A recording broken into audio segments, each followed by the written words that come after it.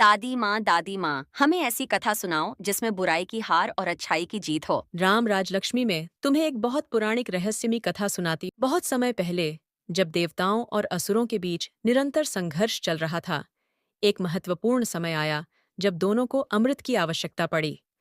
अमृत, जो अमृता प्रदान करता था, समुद्र के गर्भ में छिपा हुआ था। अमृत पाने का एकमात्र तरीका था समुद्र मंथन। देवताओं और असुरों ने मिलकर यह कठिन कार्य करने का निश्चय किया, लेकिन मन में विश्वासघात का बीज दोनों पक्षों के भीतर गहरा बैठा हुआ था। देवता और असुरों ने वासुकी नाग को रस्सी बनाया और मंदराचल पर्वत को मथानी। मंथन का कार्य आरंभ हुआ। देवताओं के राजा इंद्र ने असुरों से कहा, हम सभी इस कार्य में समान भागीदार हैं, लेकिन ध्यान रहे, अमृत बंटवारे के समय किसी भी पक्ष को धूर्तता नहीं करनी चाहिए। समुद्र मंथन शुरू हुआ और कई रत्न, खजाने, विष, औषधियां समुद्र से निकलने लगीं। लेकिन जिस चीज का सभी को बेसब्री से इंतजार था, वह था अमृत का कलश। हर बार कुछ नया निकलता, लेकिन अमृत अब भी छिपा हुआ था। मंथन के दौरान सभी की आंखों में लालसा थी। अचानक समुद्र से एक तेज प्रकाश निकला और साथ ही अमृत का कलश प्रकट हुआ। असुरों की आंखें चमक उठीं। उन्होंने अमृत के कलश को पाने के लिए तुरंत छल करना शुरू किया।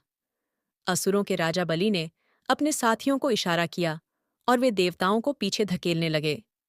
देवताओं ने यह महसूस किया कि यदि वे असुरों को रोके नहीं, तो अमृत असुरों के हाथों में चला जाएगा। लेकिन तभी समुद्र से एक गहरी आवाज गूंजी। जिसने छल किया, वह इस अमृत का अधिकारी नहीं होगा। अमृत पाने के लिए केवल शुद्ध हृदय और सत्य के मार्ग पर चलने वालों का अधिकार। यह आवाज सुनकर सभी चौंक गए। असुरों को अपने कर्मों का एहसास हुआ और वे कुछ क्षणों के लिए शांत हो गए, लेकिन उनकी लालसा ने उन्हें फिर से अधीर बना दिया। वे अमृत कलश की ओर बढ़ने लगे। तभी भगवान विष्णु ने मोहिनी रूप धारण किया और अमृत का कलश अपने हाथ में लिया। असुरों ने मोहिनी के सौंदर्य और चतुराई में फंसकर उसे अमृत बांटने की अनुमति दे दी। मोहिनी ने चालाकी से अमृत केवल देवताओं को पिलाया और असुरों को बिना किसी संदेह के छोड़ दिया। जब असुरों को अपनी मूर्खता का एहसास हुआ, तब तक बहुत देर हो चुकी थी। देवताओं अमृत पान कर चुके थे और असुर फिर से हार गए। इस कथा से राम यह सीखने को मिलता है कि लालच और धूर्तता अंततः विनाश की ओर ले जाती है। केवल सत्य और शुद्ध मन और जनहित के किए गए कार्य ही सफलता की ओर ले जाते हैं।